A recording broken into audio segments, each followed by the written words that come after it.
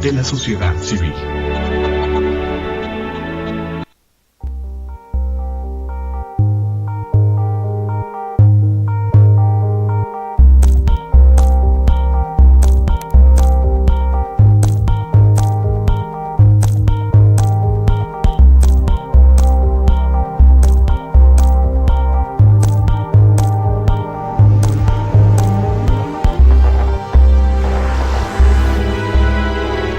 Canal Patrio, voz e imagen de la sociedad civil.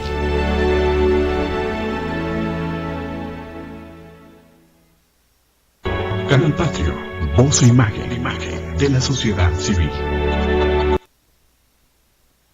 Hola, ¿qué tal? Buenas tardes. Soy Jesús Zapata. Bienvenidos a este su programa Gestión Social, un programa interactivo que hacemos ustedes y nosotros, y el día de hoy con la gentil presencia del maestro Jaime Villegas Pacheco, a quien le damos la más cordial bienvenida. El gusto es mío, José Jesús. Gracias. Felicidades por tu programa. Muy gentil. Excelente. Hoy es martes 29 de abril de 2014. El tiempo pasa muy rápido. Desafortunadamente, sí. Uno quisiera que el tiempo fuera más lento. Pues sí. Pero, bueno, vamos a tratar de aprovechar esta tarde contigo. Muchas gracias. Porque tú eres un proponente del modelo educativo en México. Y el día de hoy tenemos un tema que nos parece sumamente trascendente. Dos modelos educativos. Uno insuficiente, otro complementario. Así que ilústranos y llévanos por este camino de estos dos modelos educativos. Bueno, en realidad en México hay solamente un modelo. Sí. Modelo preponderante, vigente, muy adecuado a la época que ya pasó, a la era industrial, que terminó aproximadamente a mediados del siglo pasado, y que fue naturalmente una muy buena adecuación de la formación de niños y jóvenes, sí, para servir al desarrollo industrial, que se inició, como todos sabemos, si recuerdo bien, pues en 1764-65, con la invención de la máquina de vapor. La revolución industrial inglesa se consolida en 1810, el año de nuestra independencia, es fácil de recordar, sí, y dura aproximadamente hasta la década 40 del siglo XX. Podemos decir que a medio siglo para recordarlo, hasta 1950. Después de 1950 se inicia un cambio de civilización. Se inicia también un cambio, por supuesto, de la sociedad, un cambio de la economía incluso, y también en la forma de organizar el conocimiento. Hoy en día se están sintetizando o conjuntando muchas disciplinas en una disciplina más general. Hoy tenemos ciencias de la tierra, ciencias del ambiente, ciencias del mar, ciencias cognitivas, etc. Entonces, ha cambiado la civilización y ha cambiado la organización del conocimiento, pero no ha cambiado la educación. El modelo que yo llamo de la era industrial, y que hoy es un modelo industrialista, porque la era industrial ya ha sido rebasada, pues es el modelo que existe en México. Es un modelo fuerte, es un modelo sencillo, y por eso quizás ha perdurado. Es básicamente el modelo de la transmisión de conocimiento fijado, del conocimiento que ya está disponible y formalizado. Entonces es el modelo que priva en todas las instituciones de educación. Podemos decir que prácticamente desde el jardín de niños hasta el posgrado en cualquier universidad del país. Este modelo, dado el cambio de civilización, la crítica que yo hago es que este modelo es insuficiente. No estoy diciendo que deba tirarse al cesto de los papeles, lo cual además no es posible, o que deba olvidarse, avasallarse con otro modelo.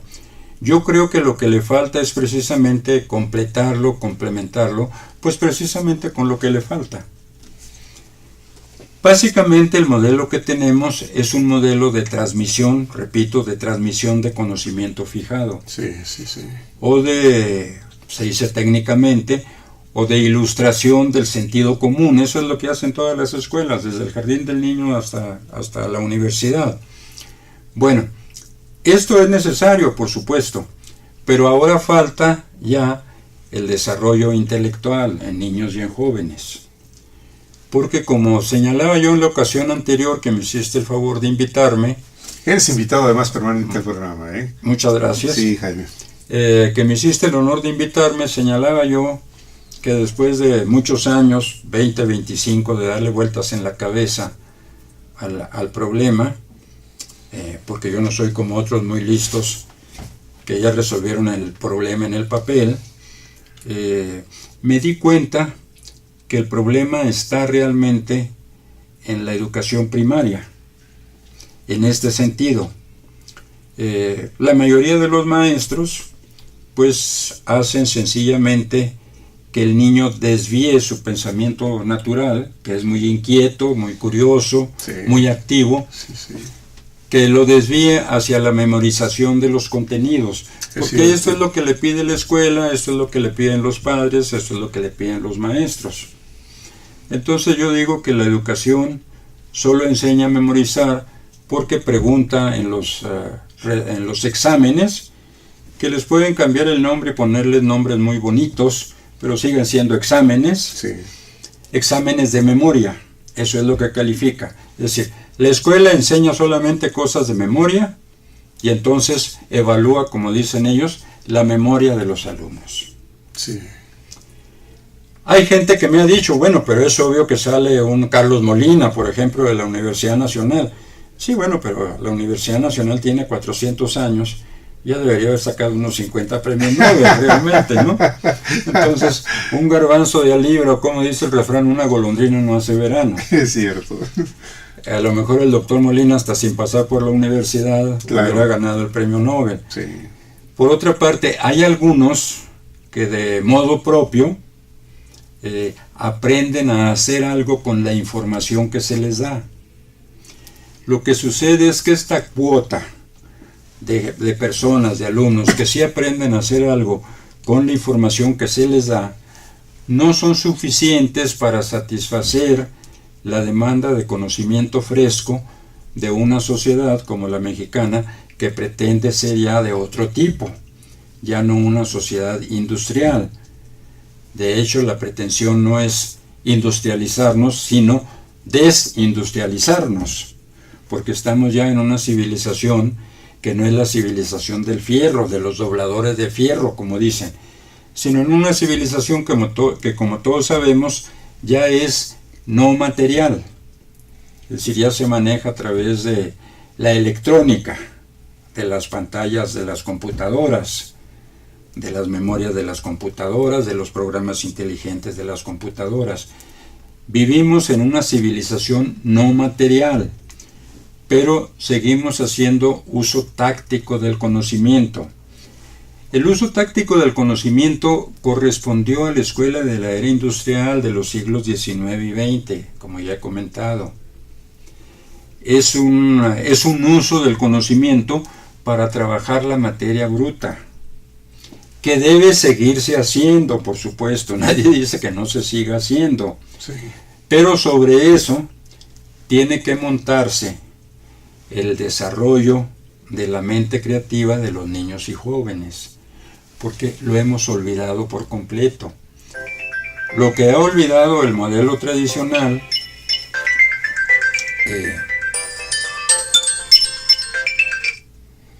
Perdón, estamos en programa ahorita de televisión por internet. Disculpa. no hay cuidado.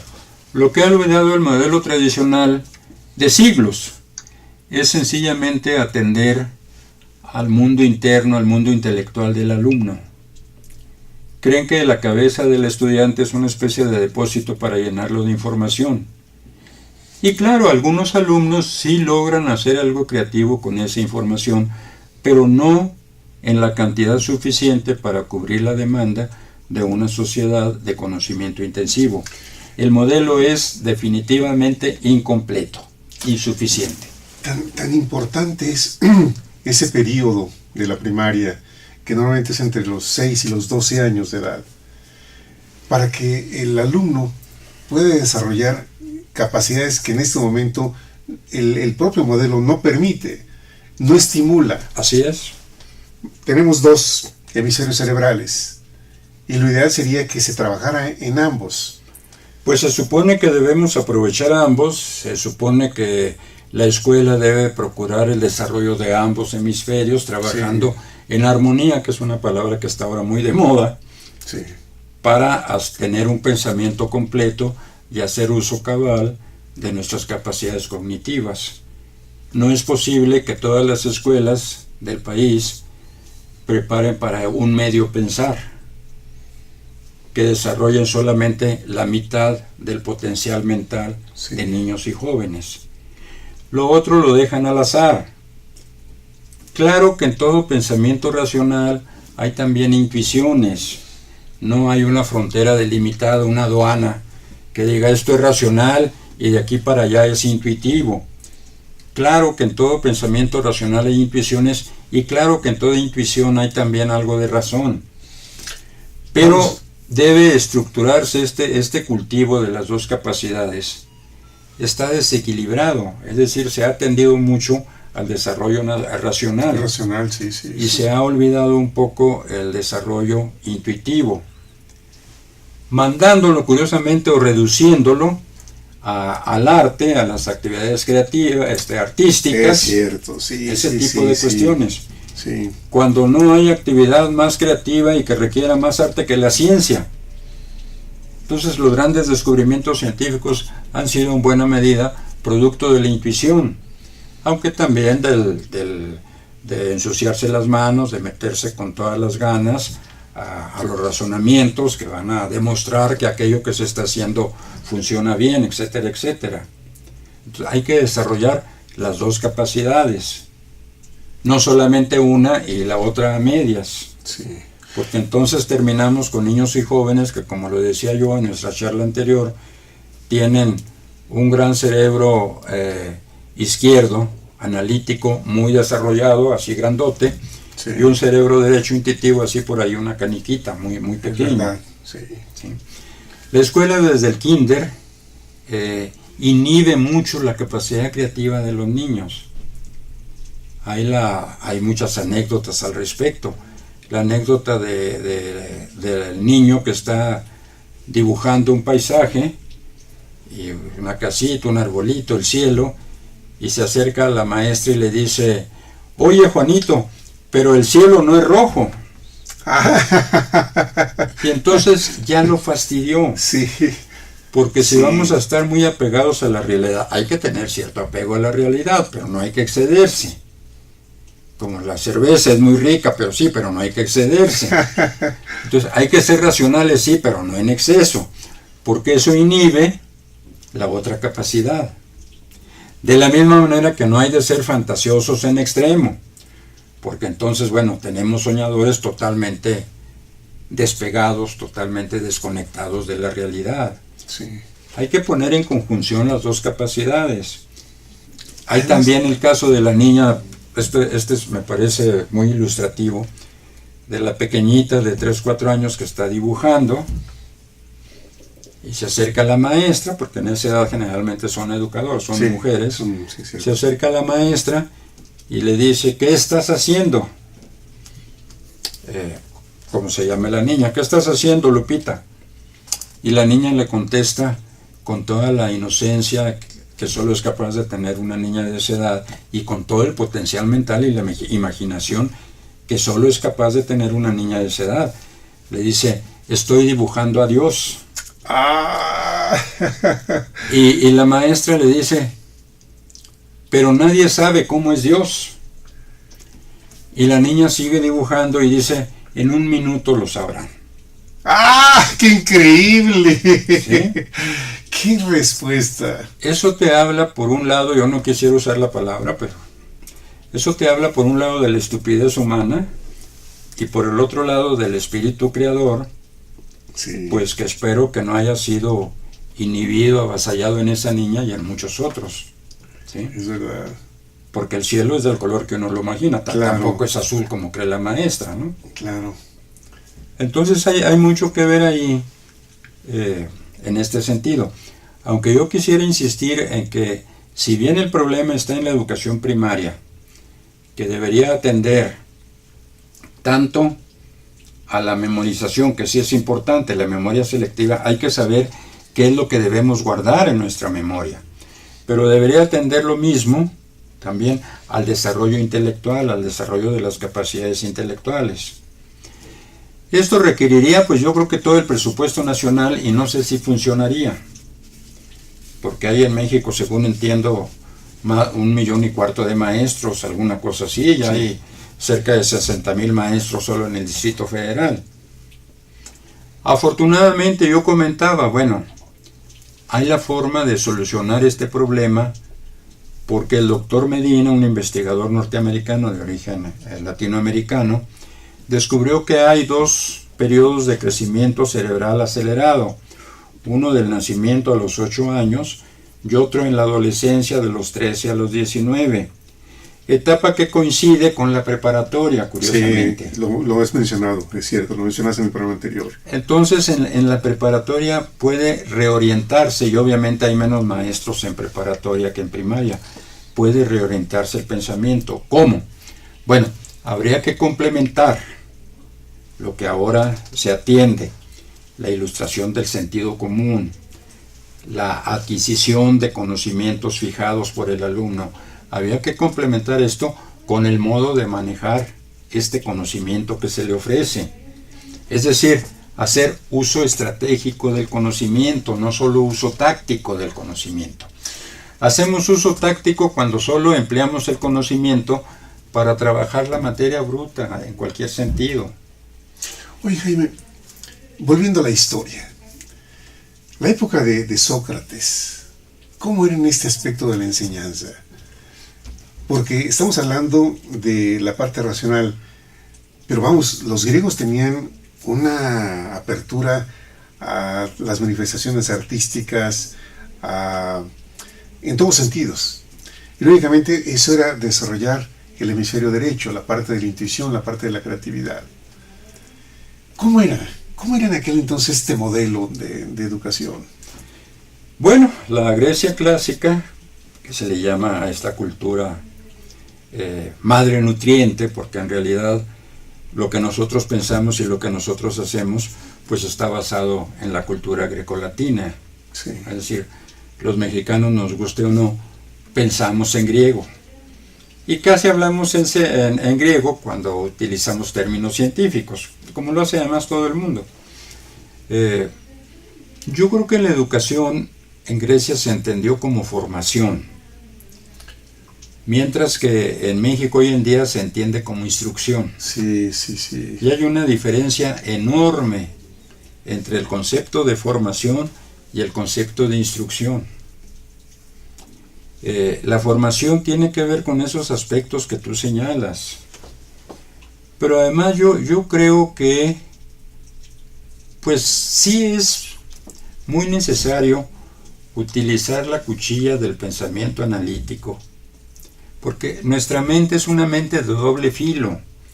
Entonces hay que utilizar lo mismo la cuchilla analítica que la cuchilla intuitiva y sistémica.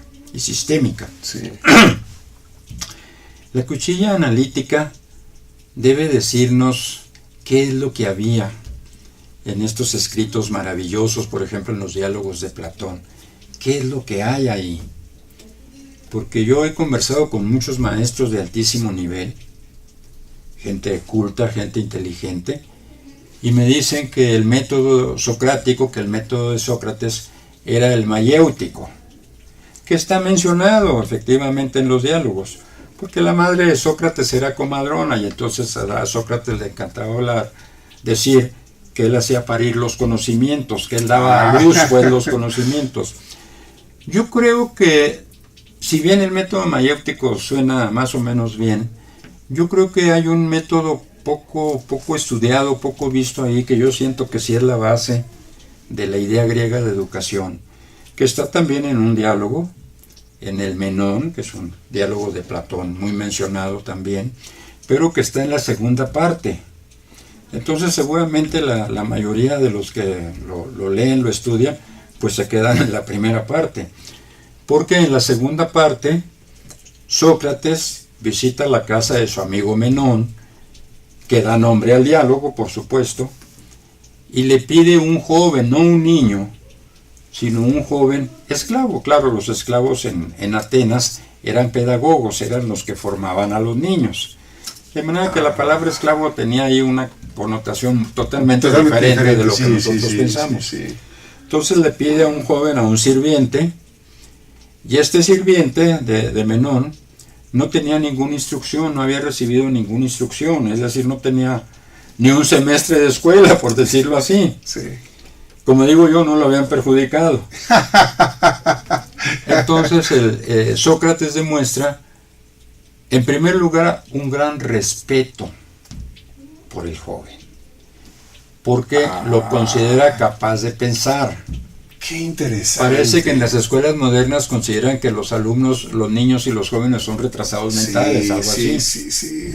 Que son incapaces de pensar por sí mismos, incapaces de entender. Sócrates siente un gran respeto por la autonomía intelectual del joven, lo considera capaz de pensar.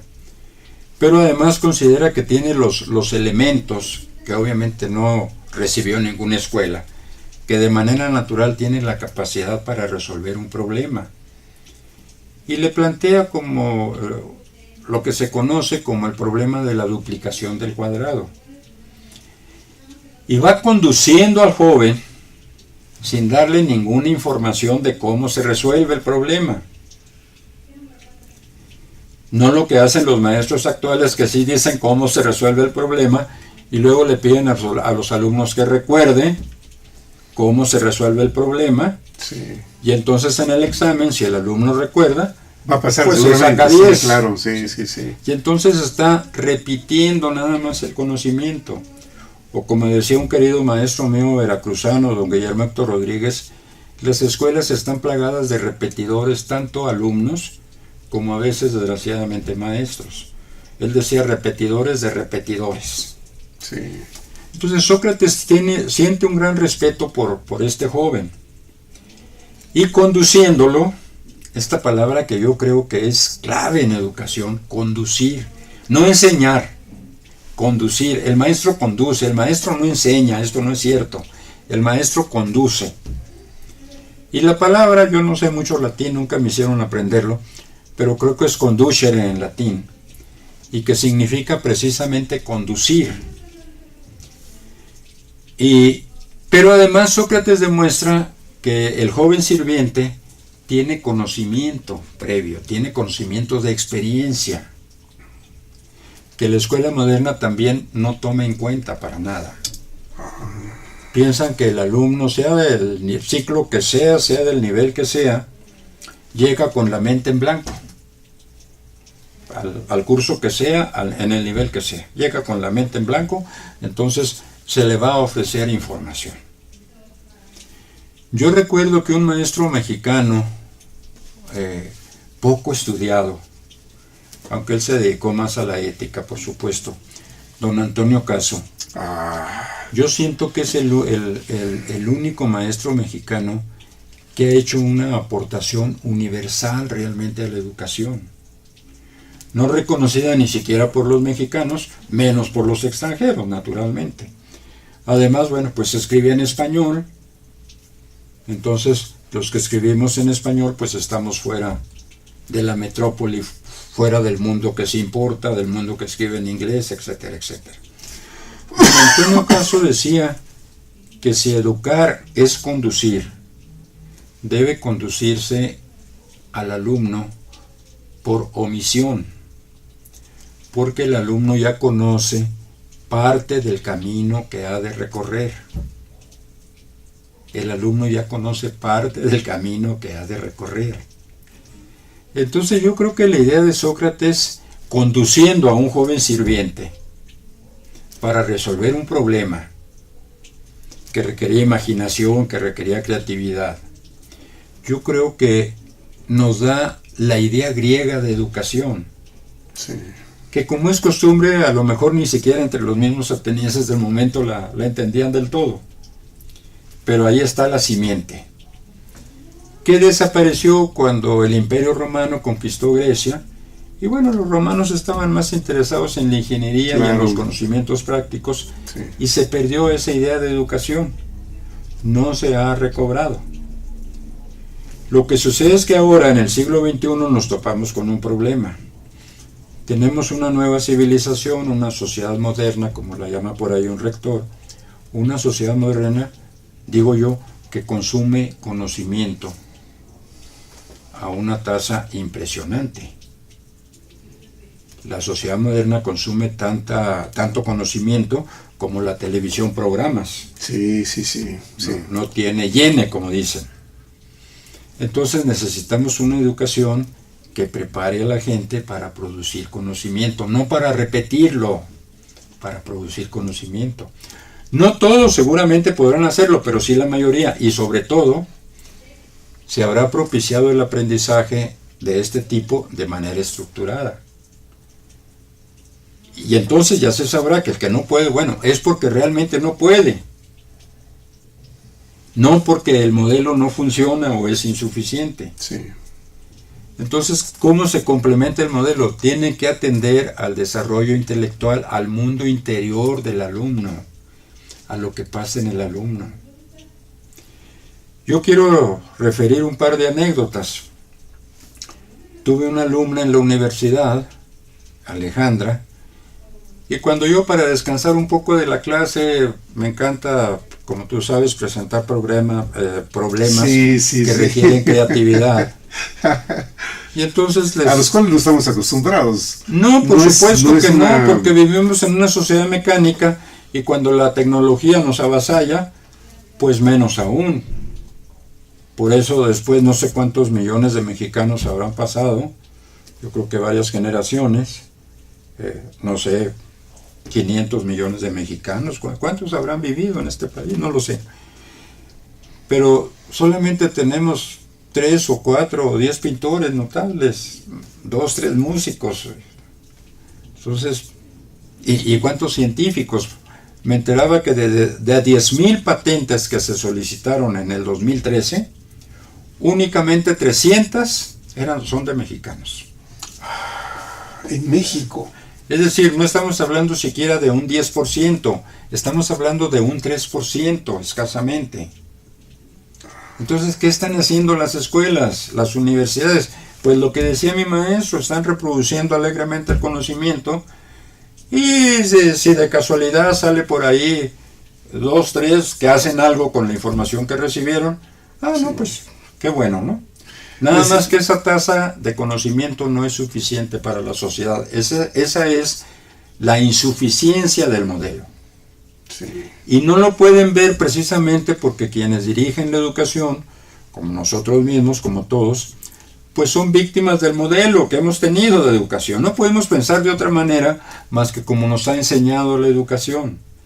Aunque alguna gente, como mi alumna esta Alejandra, como que se brinca en la barda, por decirlo así. ¿Qué problema les planteaste en ese entonces? Hablaste de un problema. ¿Te acuerdas? Bueno, era muy sencillo. Porque se trataba pues de relajarse un poco, les dije, ¿cómo se puede formar el número 100 con 4 nueves? Es un problema relativamente sencillo. Número 100 con 4 nueves. El número 100 con 4 nueves. Entonces se quedaron pensando los jóvenes, y de pronto esta joven Alejandra alza la mano y me dice, maestro, ¿por qué yo no puedo resolver el problema?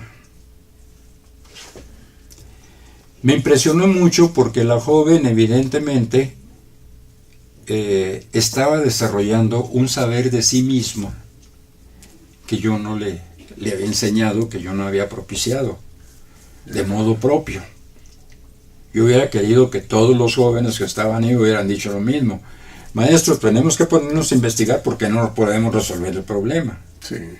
Bueno, esa chispita del saber de sí mismo también me lo platicó hace unos días una señora que es mi ama de llaves, que nosotros la consideramos de la familia, y que tiene 3 hijas, una jovencita muy simpática de 14, 15 años, una niña de 12 y una chiquitina de 5, que estaba viendo mi conferencia anterior. Y dice la niñita, que acaba apenas de cumplir 5 años, no tengo la comprensión suficiente. ¿En serio? ¿Con esas palabras? Con esas palabras. ¿De qué edad? De 5 años, apenas los acaba de cumplir. ¿De dónde saca ese lenguaje esta niña de 5 años? Bueno, no ha ido suficientemente a la escuela, se lo van a quitar. Se lo van a quitar. La van a hacer, pues, que adquiera conocimientos, pero no la van a hacer que desarrolle su fuero interno. Sí. Entonces le van a hipertrofiar la memoria, ¿no? Entonces crean en los alumnos una memoria, y luego esta cosa horrorosa que existió en Francia en el siglo XVIII, pero es una barbaridad, esta cosa que llaman erudición. Espero que México nunca tenga eruditos, espero que tenga gente inteligente que resuelva problemas complejos, que haga cosas, que cree ciencia, que cree arte, que cree educación, etcétera, etcétera. Sí. Entonces, esta niña a esa edad se llama Dulce, Dulcecita, le digo yo de cariño, dice, es que no tengo la comprensión para entenderme. Entonces yo me puse a pensar, bueno, yo tengo cierto conocimiento técnico sobre la materia. ¿Qué debo hacer? Tengo que hacer que hasta una niña de 5 años lo entienda, si no, no lo estoy explicando bien. Si el menos capaz intelectualmente de mis alumnos, y tengo 20 alumnos, si el menos capaz intelectualmente no es capaz de entender lo que estoy diciendo, entonces no me estoy explicando bien. Y si yo soy muy bueno para explicar, cosa que no lo soy, pero vamos a suponer, si lo soy muy bueno, si lo soy, entonces el modelo no está funcionando. El modelo no permite flexibilidad.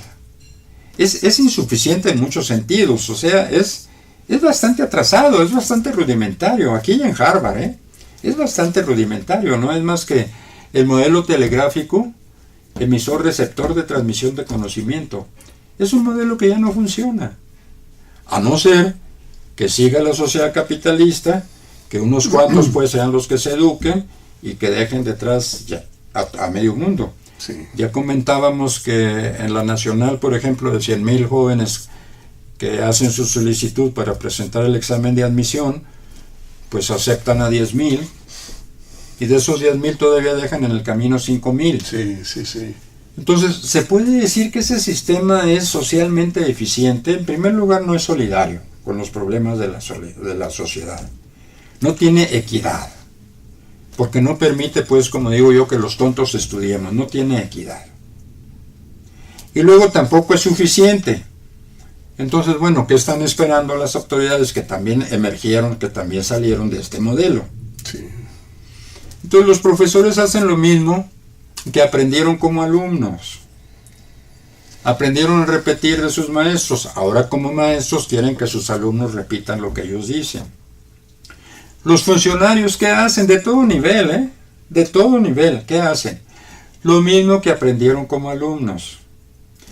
El maestro es el que sabe, entonces el maestro es el poder, el maestro es la fuente de dominio, el maestro dice lo que se hace.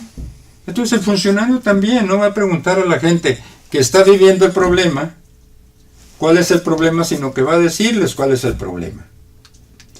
Los profesores también, desde el kinder hasta la universidad, llegan a decirles a los alumnos lo que ellos creen que los alumnos deben aprender. Es totalmente ingenuo esto. ¿Por qué no se les pregunta a los alumnos qué es lo que quieren aprender?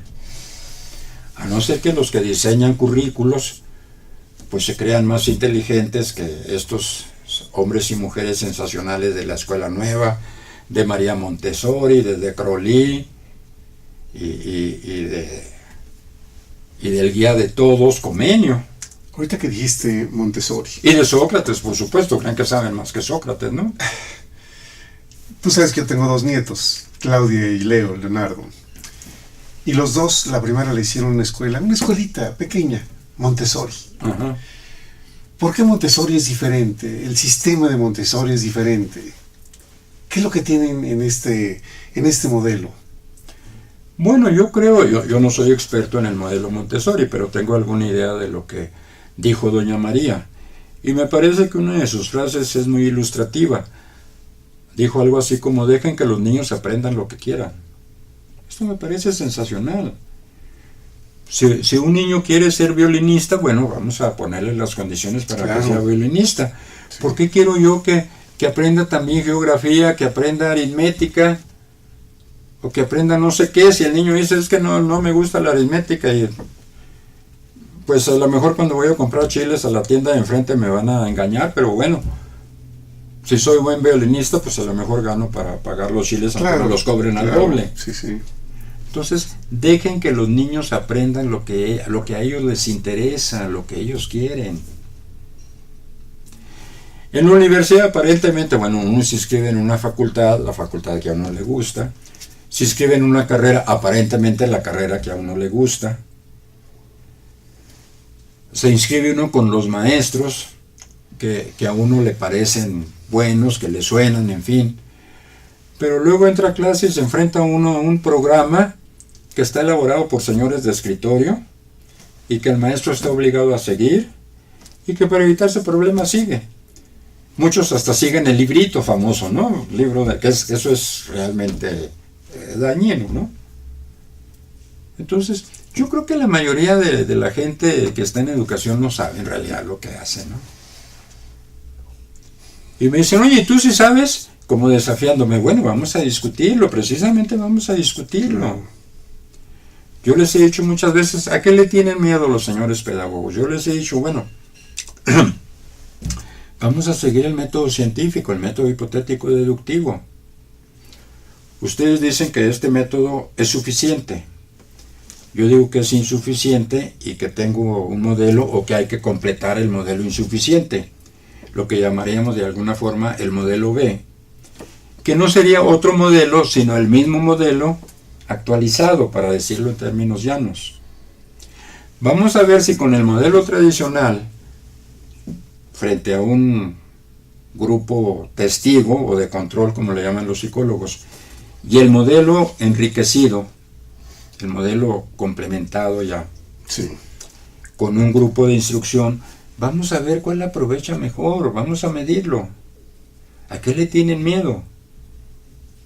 Digo, en el momento en que la pedagogía siga el método hipotético deductivo, el que inventó Galileo, por cierto, no pensarán también que saben más que Galileo, ¿no? En ese momento la pedagogía se convierte en ciencia. Mientras están haciendo jarros, están trabajando a nivel artesanal. Que va bien a lo mejor, pues estaba bien en el siglo XIII, XIV quizás, ¿no?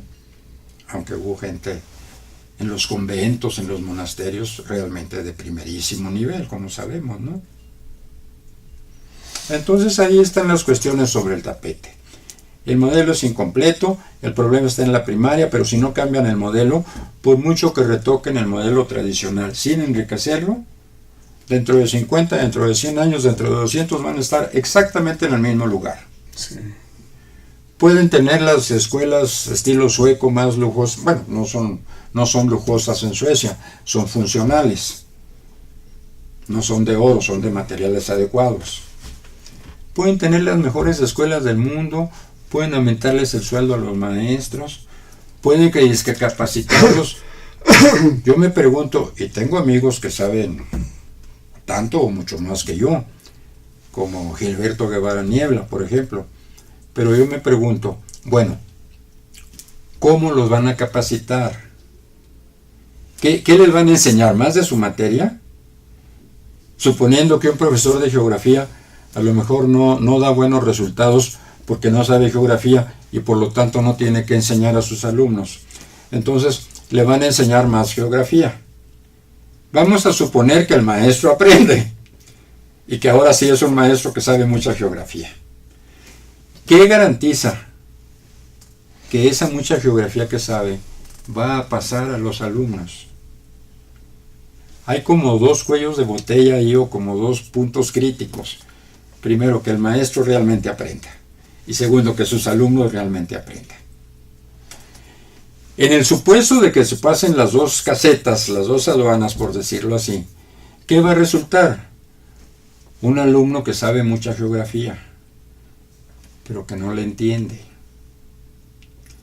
Que sabe que Moscú está al lado de un río, el río Moscova, que París está al lado del Sena, que Nueva York está al lado del Hudson. Sí, pero no va a poder explicar por qué las ciudades, la mayoría de las ciudades, se construyen al lado de un río. Es decir, sabe geografía pero no la entiende. Pasan las matemáticas, pasan. Mientras se dediquen a trasvasar información, y no siempre buena, ¿no? Pero vamos a suponer que siempre sea buena, de maestros buenos. Mientras se dediquen a trasvasar información y a confiar en que, un poco como la fotografía de los tostoneros, ¿cómo le llaman? Al descarte. Tomo 100 fotografías a ver si me salen 2 buenas. Sí. Entonces, tengo 30 alumnos a ver si me sale uno bueno. Entonces se busca de manera aleatoria un resultado que podría llegar mucho mejor si se estructurara el modelo que se tiene, complementándolo con lo que necesita. Y lo prudente, si no pensáramos al revés todos, sería preguntarles a los maestros qué diablos se le puede agregar al modelo, por el amor de Dios. En lugar de llamar expertos internacionales que tampoco saben tanto y que tampoco muchas veces nunca han pisado en años un salón de clase, a funcionarios pues que saben menos, por supuesto, ¿no? ¿Qué hacerlo con el que tiene la experiencia? Pues claro. Pregúntenles a los maestros, señores, ¿qué le agregarían ustedes al modelo? Todos tienen ideas, todos tienen ocurrencias, todos se les prende el foco, como dicen. ¿Qué le agregarían ustedes? Todos tenemos críticas para la educación. Tenemos un grupo, un modelo tradicional, un profesor frente a, no sé, 25 alumnos muy sentaditos. ¿Qué le agregarían o qué le cambiarían? Perdón. Esto que nos ahorita menciona el maestro Jaime Villegas Pacheco es una invitación para que aquellos que estén interesados en darnos un comentario, comentar experiencias inclusive personales, hablar de lo que ustedes hacen, si es que hay maestros que nos están viendo. Esa es una excelente oportunidad para poder enriquecer este programa con la participación de ustedes. Les pedimos que si quieren hacerlo, nos escriban al chat y nos pasan esa información y entonces nos dan pauta a aprender de ustedes. Tú lo has dicho aquí, Jaime. Estamos aquí para aprender muchas cosas. Y me da mucho gusto que digas, los maestros tienen experiencia. ¿Por qué no abrir esta opción para ellos? Decir, oiga maestro, ¿cuántos años tiene usted de profesor? 30 años. Y alguien que tiene 25, 30 años, 20 años, es una experiencia extraordinaria. Y si le ofreces la posibilidad de que pueda aportar ideas que seguramente tiene, pero que el método no... Yo me inclino a pensar dos cosas. O no saben cómo hacerlo, o sí lo saben, pero el sistema no se los permite. Sí, es verdad. Porque lo más sencillo es, claro, lo primero que hay que entender es que el problema está dentro del salón de clases, no afuera. Entonces, ¿qué andan los señores funcionarios y los expertos resolviendo los problemas de las condiciones, de las contingencias? Lo primero que hay que entender es que el problema está dentro del salón de clases, no afuera. Pueden resolver todos los afueras que quieran, les doy 1000 años, y si no resuelven lo que está al interior de clases no va a pasar absolutamente nada. Ahora, para resolver el interior de clases, yo creo que el diálogo con los maestros es fundamental. Seguramente algunos o muchos tienen ideas. Bueno, esta es la clase tradicional. Aquí tenemos un salón dispuesto con un escritorio a lo mejor, con un pizarrón, con sillas, o si es muy moderno, con una pantalla de computadora, lo que sea. Sí. Como este programa Enciclomedia hecho a tontas y a locas. No se trata de meter computadoras ni de la NASA a los salones. Pueden meter computadoras de la NASA a los salones y seguirá siendo tan mala la educación como siempre, porque no saben ¿Qué hacer con el modelo? Entonces, aquí está el modelo, aquí está un maestro, aquí están los alumnos. Usted ha sido maestro, ¿sí? ¿Qué le agregaría usted a esto? ¿Qué siente que le falta? ¿Cómo podría mejorarse? Oye, Jaime, hablas de un tema que en su momento estuvo en los medios de comunicación respecto a esta inversión tan fuerte en equipo. Bueno, tengo entendido que este centro está ahí en Buenavista. ¿Así es? Esto de esta enseñanza a través de equipos de cómputo y demás. Yo sé que ahí está la pirámide esta, la biblioteca Vasconcelos. Vasconcelos, efectivamente, sí. Bueno, es una biblioteca. Pero todo este proyecto que bastante malita, como dicen, pero bueno, es una biblioteca, ¿no? Pero ¿qué tiene eso? ¿Qué tienen que ver las bibliotecas con la educación? Nada.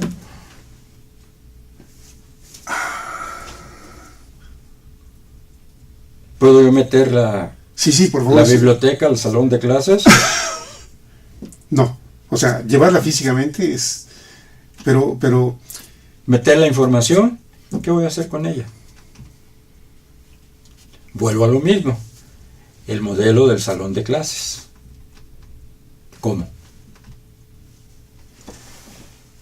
Señores maestros, compañeros, porque yo soy normalista de origen, aunque no terminé por razones económicas, pero bueno. Compañeros, tenemos aquí, ¿cómo se llama? Contacto a internet, entrada a internet, sí, con la Biblioteca del Congreso de Estados Unidos, con la Biblioteca Nacional Francesa, con el Museo Británico. Ok. ¿Qué información vamos a traer y para qué? ¿Qué vamos a hacer con ella? ¿Cómo? ¿Se las vamos a pasar a los niños, a los jóvenes? ¿Qué vamos a hacer con ella?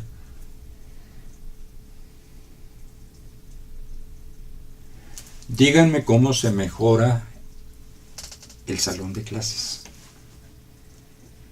No cómo se le agregan cachivaches, ¿eh? Sí, es una gran diferencia. Aunque algún detalle pudiera ser importante, ¿no? El maestro dice, bueno, es que las sillas deben estar pintadas de verde, es un color más agradable, ¿no? Pues pudiera ser. Por eso hagamos una lista. A lo mejor son 100 cosas, a lo mejor son 1000. Hagamos una lista. Viene otro y me dice, es que bueno, tenemos el modelo capitalista, esto tener sillas individuales con una paleta que son como cárceles, una vez que se mete uno ni siquiera puede salir con facilidad. Oye, ¿por qué no en lugar de esas sillas tan horrendas con paleta, por qué no ponemos mesitas? Ah, bueno. Oiga, ¿por qué en lugar del aprendizaje individualista, de modelo capitalista, competitivo, no ponemos aprendizaje en equipo, colaborativo? Ya. Oiga, ¿por qué no abrimos unas ventanas grandes en los salones para que entre la luz? No sé. Los maestros tienen que decir. Yo tengo algunas sugerencias, pero yo creo que si yo diera un seminario sobre esto, en alguna ocasión me pidieron que lo hiciera, pero no se concretó, no tuve yo tiempo. Lo dividiría en 3 pasos. Primero, plantear el problema. ¿Cómo mejorar el modelo que tengo en el salón de clases? Es decir, ¿está abierto, compañeros? Vamos a anotar todo. Segundo, ¿cuál es la propuesta que yo les hago? O sea, yo como maestro, ¿cuáles son las cosas que creo que se deben agregar o modificar? Aquí está mi listita. Cada quien puede llegar con su listita, ¿no? Claro. Aquí está mi listita. Y tercero, ¿cómo para todas las ocurrencias parecen sensatas, parecen inteligentes? ¿Cómo las vamos a aplicar? ¿Sí? No tiene caso que nos hagamos tontos tratando de arreglar el exterior. Sí son importantes las condiciones, por supuesto que sí son importantes, pero no son lo más importante. No va a servir de nada que se hagan 50,000 leyes y se quiera correr a los maestros que no saben. Lo que no sabe nadie, ni los funcionarios de educación, ni el presidente, ni nadie, es dónde está el problema. Porque precisamente hay tantas fallas en las condiciones. Ya decíamos, hay escuelas cayéndose, sin drenaje, sin agua, en fin. Que todas esas inconveniencias disfrazan el problema real, lo encubren, lo mandan al fondo, por eso no se puede ver. El problema está dentro del salón de clases, del quicio de la puerta del salón de clases hacia adentro, no hacia afuera.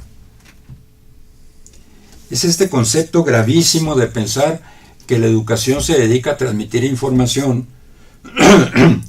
lo que hizo el Sindicato de Maestros con un programa horroroso que reflejaba precisamente la ignorancia que tenemos sobre educación y que se refería a preguntar a niños y a concursantes pues, que iban con interés de ganarse algún premio, a preguntarles cosas exclusivamente de información. Ya decía yo que les había preguntado el nombre del general que comandaba el batallón Jicotenca, creo que se llamaba el batallón, que defendió el castillo de Chapultepec. Lo que no nos hemos preguntado es por qué 500 soldados estaban defendiendo Chapultepec frente a 10,000 soldados gringos y dónde estaban los 30,000 soldados mexicanos.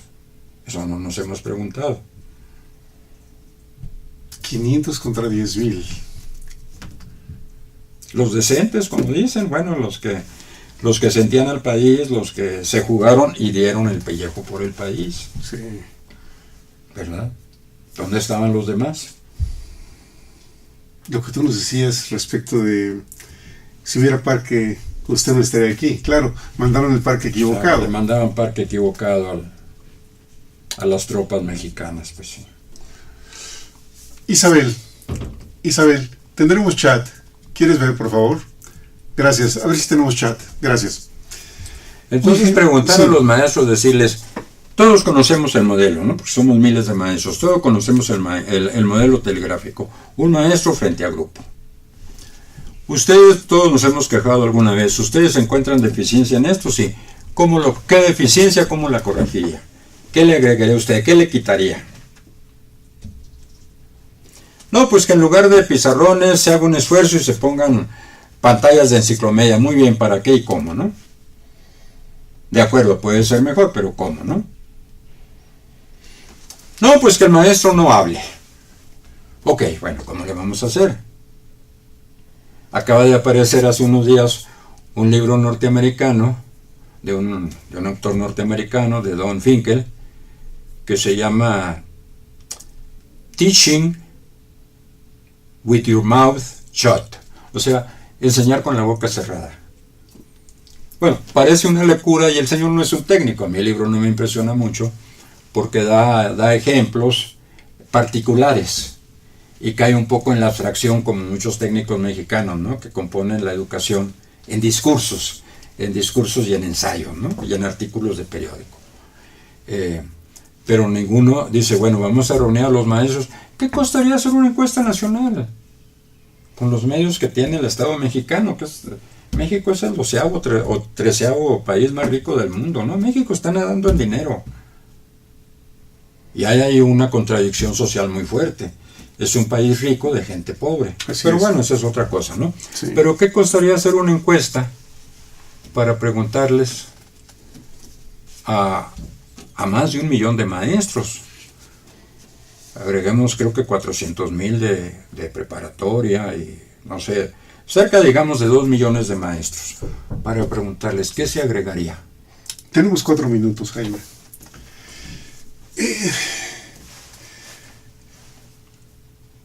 Por lo que tú planteas, ¿sería factible esto que mencionas de una encuesta con los maestros para saber qué piensa el que está en el salón de clases?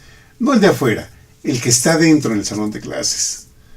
Porque por lo visto, todo lo que hacemos está por fuera y no adentro. Uh-huh. ¿Cómo logramos mejorar lo que la gente sí sabe cuando está en el salón de clases? Pues hay que preguntarles a los maestros con preguntas que se refieran al interior del salón de clases. No preguntarles, ¿qué piensa usted de la educación? No, pues eso no le interesa en absoluto. Claro. ¿Qué piensa usted del salón de clases, de una clase tradicional? ¿Qué le falta? ¿Qué modificaría usted y por qué? ¿Qué le agregaría? ¿Qué le quitaría? ¿Cómo daría usted una clase? ¿Sí? Y bueno, la última pregunta quizás no, ¿cómo daría una clase? No, porque disparo otra vez a la abstracción, no. Aquí está el salón de clase que todos conocemos con un maestro frente a grupo. Según usted, ¿qué le falta o qué le sobra? No, pues que en lugar de un maestro que haya 3, bueno, vamos a discutirlo, ¿por qué no? Sí. Vamos a enriquecer el modelo. Bueno, yo creo que esto se lo entiende, pues no solo mi amiguita de 5 años, sino cualquier infante. Vamos a actualizarlo, por el amor de Dios. Si quieren, usen ese término que lo entiende. Bueno, yo espero medio mundo. Bueno, vamos a actualizar el modelo al interior del salón de clases. Nada más eso. Yo invito a todos los maestros que estén interesados en este tema, venir con nosotros y nos platiquen esta experiencia. Me encantaría que con la presencia del maestro Jaime Villegas Pacheco pudiéramos hacer este intercambio, esta experiencia, vamos, hacer no sé si llamarlo experimento, aquí, en este lugar, hablar de esto y escuchar a los maestros. Tengo la impresión que en términos generales no escuchamos a quienes son nuestros maestros en clases. Tengo la impresión... Con razón son bastante malos, sinceramente, ¿no? La mayoría de los maestros son malos. O somos malos. O el modelo nos hace malos. Debemos de romper... Pero aún si somos buenos no importa, eso no tiene... Vamos, como sea el maestro no importa. No es problema de la educación. Yo dejo abierta la posibilidad para que ustedes que son maestros deseen venir aquí al programa, son bienvenidos. Yo creo que necesitamos abrir estas opciones, escuchar, enriquecer, lograr esto que tú dices, hacer trabajar más la parte intuitiva, la parte del hemisferio cerebral derecho. Yo creo que es una buena oportunidad. Ojalá que la tomen ustedes en cuenta y que vengan aquí al programa. Nos encantaría que lo hicieran, porque entonces sí logramos hacer un ejercicio aquí en gestión social, claro, de lo que tú planteas. Todos aprendemos, claro. Sí. Isabel, ay, se me perdió. Oye, Jaime, ¿cómo quieres redondear el tema del día de hoy? En esto que nos queda todavía de tiempo.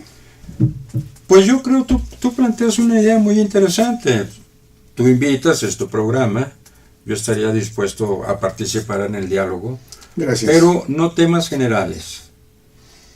Ni temas de que falta drenaje o esto o aquello, que sí son importantes, insisto, pero que no son. Tampoco el problema, el nivel de los maestros es un problema educativo, con el debido respeto. Vamos, el problema de la capacitación y capacidad o incapacidad de los maestros no es un problema de la educación. Que conste. Si el modelo es bueno, el alumno aprende y el maestro pasa a otro nivel, incluso más importante que el que tiene ahora. En lugar de repetidor de libros, se convertiría en un coordinador del proceso de aprendizaje, en una fuente de información, como dicen ahora, en tiempo real. Yo por eso decía, bueno, planteemos la pregunta muy concreta. Tenemos el modelo del salón de clases. Usted, profesor X, ¿cómo lo actualizaría? Con su experiencia, ¿qué siente usted que podría mejorar? Es así de sencillo. ¿Qué siente usted que puede? Haga su listita. Yo traigo la mía. Yo pensaba cuando iba a dar ese seminario, bueno, si tengo 20 maestros o 30, pues que me den ellos sus ideas. Las discutimos, yo les digo, oigan, yo tengo aquí mi listita de mandado también.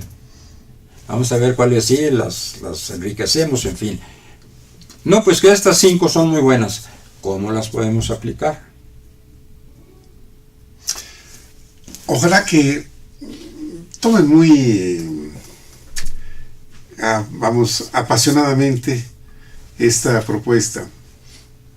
Nos encantaría, dado que el tema de educación es un tema prioritario para nosotros aquí en el programa Gestión Social, acepten la invitación. Yo creo que será una experiencia extraordinaria. Isabel, te agradecemos muchísimo la gentileza del tiempo del día de hoy. Jaime. Querido José Jesús, Siempre estaremos aquí dispuestos a aprender, a participar en cualquier diálogo. Te lo agradezco muchísimo. Muchas Gracias a ustedes por haber estado con nosotros. Aquí nos veremos en la próxima ocasión con el maestro Jaime Villegas Pacheco. Pásenla bien. Gracias.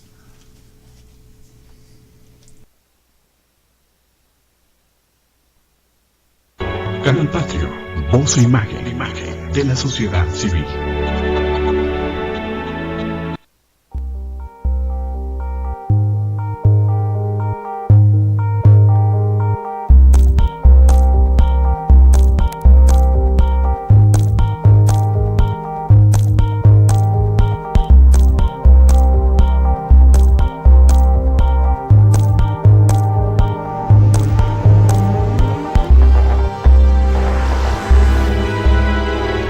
Canal Patrio, voz e imagen de la sociedad civil.